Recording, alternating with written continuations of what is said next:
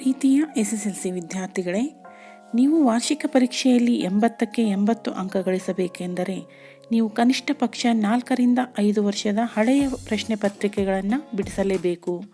ಅವೇ ಪ್ರಶ್ನೆಗಳೇ ತಮ್ಮ ವಾರ್ಷಿಕ ಪರೀಕ್ಷೆಯಲ್ಲಿ ಬರುತ್ತವೆ. ನಾನು ವಾರ್ಷಿಕ ಪರೀಕ್ಷೆಯಲ್ಲಿ ಪ್ರಶ್ನೆಗಳನ್ನು ಈ ಒಂದು ವಿಡಿಯೋದಲ್ಲಿ ಚರ್ಚಿಸುತ್ತಿರುವೆನು. ಇವು ತಮಗೆ ಸಾಕಷ್ಟು ಉಪಯೋಗವಾಗಲಿವೆ. ಮುಂಬರುವ ದಿನಗಳಲ್ಲಿ ನಾನು ವಿಷಯಕ್ಕೆ ಸಂಬಂಧಿಸಿದಂತೆ ಸಾಕಷ್ಟು ವಿಡಿಯೋಗಳನ್ನು ಮಾಡುತ್ತಿದ್ದು ತಮಗೆ ಉಪಯೋಗವಾಗಲಿವೆ. ಆದ್ದರಿಂದ ಈ ಒಂದು ಚಾನಲ್ಗೆ ಸಬ್ಸ್ಕ್ರೈಬ್ ಮಾಡಿದರೆ ನಾನು ವಿಡಿಯೋ ಅಪ್ಲೋಡ್ ಮಾಡಿದ ತಕ್ಷಣ ತಮಗೆ ಒಂದು ನೋಟಿಫಿಕೇಷನ್ ಸಿಗುತ್ತೆ. ತಾವೇ ಮೊದಲು ಆ ವಿಡಿಯೋವನ್ನು ನೋಡಬಹುದು.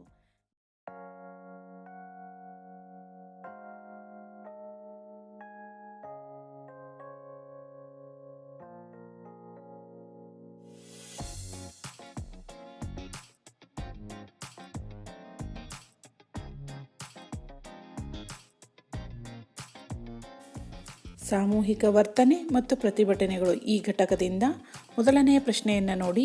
ಪರಿಸರ ಮಾಲಿನ್ಯದ ದುಷ್ಪರಿಣಾಮಗಳ ಬಗ್ಗೆ ಸಾರ್ವಜನಿಕರಲ್ಲಿ ಹೇಗೆ ಜಾಗೃತಿಯನ್ನು ಮೂಡಿಸಬಹುದು? ಈ ಒಂದು ಪ್ರಶ್ನೆ ಏಪ್ರಿಲ್ 2015ರಲ್ಲಿ ಬಂದಿದೆ. ಉತ್ತರ: ವಿರೋಧಿ ಚಳುವಳಿ, ನಿಸ್ವಾರ್ಥ ಕ್ರಿಯಾತ್ಮಕ ಹಂತದ ಸಂರಕ್ಷಣೆ, ಪರಿಣಾಮಕಾರಿ ಯೋಜನೆಗಳು, ಕಾರ್ಯಕ್ರಮಗಳ ಜಾರಿ.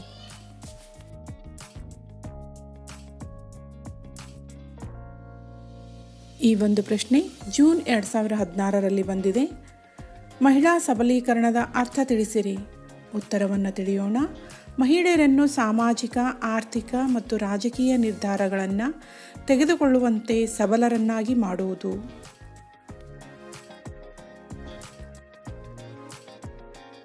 ಈ ಒಂದು ಪ್ರಶ್ನೆ ಜೂನ್ 2015ರಲ್ಲಿ ಬಂದಿದೆ. ಅಪ್ಪಿಕೋ ಚಳವಳಿಯ ಉದ್ದೇಶಗಳೇನು?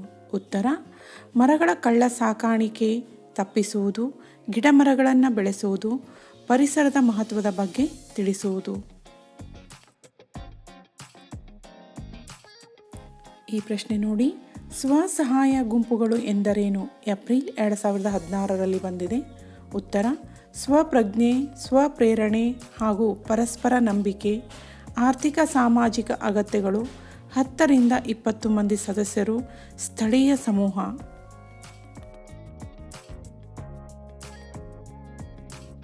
ಈ ಒಂದು ಪ್ರಶ್ನೆ ನೋಡಿ. ಜನಮಂದೆಯು ಯಾವಾಗ ದೋಂಬಿಯಾಗಿ ಪರಿವರ್ತನೆಯಾಗುತ್ತದೆ? ಉತ್ತರ: ಜನಮಂದೆಯು ವರ್ತನೆ ಅತಿರೇಕಕ್ಕೆ ಹೋದಾಗ, ಹಿಂಸಾತ್ಮಕ ಸ್ವರೂಪ ತಾಳಿದಾಗ, ವಿನಾಶಾತ್ಮಕ ಸ್ವರೂಪ ತಾಳಿದಾಗ. ಈ ಒಂದು ಪ್ರಶ್ನೆ ಏಪ್ರಿಲ್ 2017ರಲ್ಲಿ ಬಂದಿದೆ.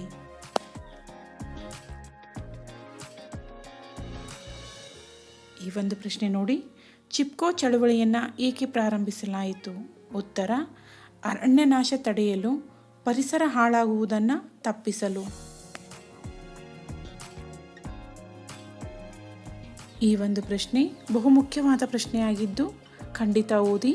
ಜೂನ್ 2017, ಏಪ್ರಿಲ್ 2023ರಲ್ಲಿ ಈ ಒಂದು ಪ್ರಶ್ನೆ ಬಂದಿದೆ. ದೋಂಬಿಯ ಸ್ವರೂಪವನ್ನು ವಿವರಿಸಿ.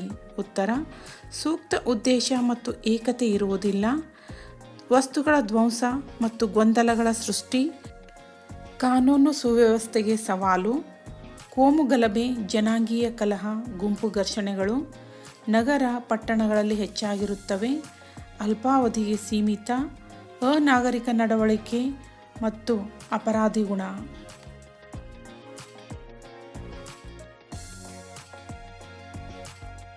ಈ ಒಂದು ಪ್ರಶ್ನೆ ಏಪ್ರಿಲ್ 2019ರಲ್ಲಿ ಬಂದಿದೆ. ದೋಂಬಿಯು ಒಂದು ಸಮಾಜಘಾತುಕ ಚಟುವಟಿಕೆ ಏಕೆ? ಉತ್ತರವನ್ನು ತಿಳಿಯೋಣ. ಸಾರ್ವಜನಿಕ ಆಸ್ತಿಪಾಸ್ತಿಗಳನ್ನು ಹಾಳು ಮಾಡುತ್ತದೆ, ಗೊಂದಲವನ್ನು ಸೃಷ್ಟಿಸುತ್ತದೆ, ಅಪಪ್ರಚಾರಗಳನ್ನು ನಡೆಸುತ್ತದೆ, ಅಪಾರವಾದ ಜೀವಹಾನಿಯನ್ನುಂಟು ಮಾಡುತ್ತದೆ, ಕಾನೂನು ಸುವ್ಯವಸ್ಥೆಯನ್ನು ಹಾಳು ಮಾಡುತ್ತದೆ, ಕೋಮು ಗಲಭೆ, ಜಾತಿ ಗಲಭೆ, ಜನಾಂಗೀಯ ಕಲಹಗಳಿಗೆ ದಾರಿ ಮಾಡಿಕೊಡುತ್ತದೆ. ಈ ಒಂದು ಪ್ರಶ್ನೆ ಬಹುಮುಖ್ಯವಾದ ಪ್ರಶ್ನೆಯಾಗಿದೆ. ಏಪ್ರಿಲ್ 2022, ಜೂನ್ 2022ರಲ್ಲಿ ಬಂದಿದೆ. ಯಾವುದಾದರೂ 4 ಪರಿಸರ ಚಳವಳಿಗಳನ್ನು ಹೆಸರಿಸಿ. ಉತ್ತರ: ಜಾರ್ಖಂಡ್ ಮುಕ್ತಿ ಮೋರ್ಚಾ, ಅಪ್ಪಿಕೋ ಚಳವಳಿ, ನರ್ಮದಾ ಬಚಾವೋ ಆಂದೋಲನ, ಮೌನ ಕಣಿವೆ ಆಂದೋಲನ, ನಂದಿಕೂರು ಉಷ್ಣ ಸ್ಥಾವರ ವಿರುದ್ಧ, ವಿಶೇಷ ಆರ್ಥಿಕ ವಲಯದ ವಿರುದ್ಧ, ಕೈಗಾ ಅಣುಸ್ಥಾವರ ವಿರೋಧಿ ಚಳವಳಿ, MRPL ವಿರುದ್ಧ ಹಾಗೂ ಚಿಪ್ಕೋ ಚಳವಳಿ.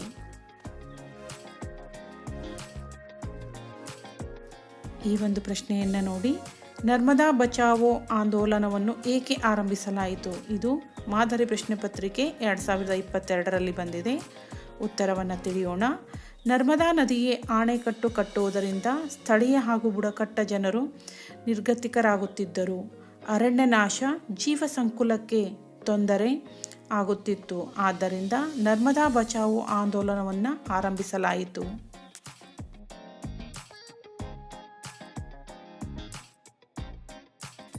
ಈ ಒಂದು ಪ್ರಶ್ನೆಯನ್ನು ತಿಳಿದುಕೊಳ್ಳಿ. ಚಿಪ್ಕೋ ಚಳುವಳಿಯು ಯಶಸ್ವಿ ಪರಿಸರ ಚಳುವಳಿಯಾಗಿದೆ ಹೇಗೆ? ಇದು ಮಾದರಿ ಪ್ರಶ್ನೆ ಪತ್ರಿಕೆ 2022ರಲ್ಲಿ ಬಂದಿದೆ. ಚಿಪ್ಕೋ ಚಳುವಳಿಯ ಪರಿಣಾಮವಾಗಿ ಸರ್ಕಾರ ಮರ ಕಡಿಯಲು ನೀಡಿದ್ದ ಅನುಮತಿ ರದ್ದಾಯಿತು. ಆದ್ದರಿಂದ ಚಿಪ್ಕೋ ಚಳುವಳಿಯು ಯಶಸ್ವಿ ಪರಿಸರ ಚಳುವಳಿಯಾಗಿದೆ.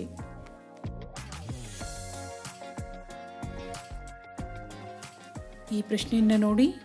ಜನಮಂದೆ ಎಂದರೇನು? ಇದು ಏಪ್ರಿಲ್ 2022ರಲ್ಲಿ ಬಂದಿದೆ. ಉತ್ತರವನ್ನು ತಿಳಿಯೋಣ. ಯಾವುದೇ ಪೂರ್ವ ಯೋಜನೆ ಇಲ್ಲದೆ ಅನಿಶ್ಚಿತವಾಗಿ ಒಂದು ಆಸಕ್ತಿಯ ಸುತ್ತ ನೆರೆದಿರುವ ಜನರಾಶಿ. ಒಂದು ಪ್ರಶ್ನೆಯನ್ನು ತಿಳಿಯಿರಿ. ಜೂನ್ 2022ರಲ್ಲಿ ಬಂದಿದೆ. ಚಿಪ್ಕೋ ಚಳುವಳಿಯ ಪ್ರಮುಖ ಪರಿಣಾಮವೇನು? ಉತ್ತರ: ಮರಗಳನ್ನು ಕಡಿಯಲು ಸರ್ಕಾರ ನೀಡಿದ್ದ ಅನುಮತಿಯನ್ನು ಹಿಂಪಡೆಯಲಾಯಿತು.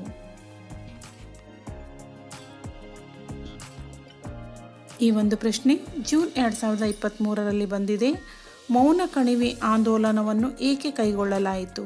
ಉತ್ತರ: ಪರಿಸರ ನಾಶ, ಜೀವ ಪ್ರಭೇದಗಳಿಗೆ ತೊಂದರೆ, ವನ್ಯಮೃಗ ಸಂರಕ್ಷಣೆ, ಜೀವ ಸಂಕುಲ ರಕ್ಷಣೆ, ಕೃಷಿ ಭೂಮಿ ಮುಳುಗಡೆ, ಅರಣ್ಯ ನಾಶ.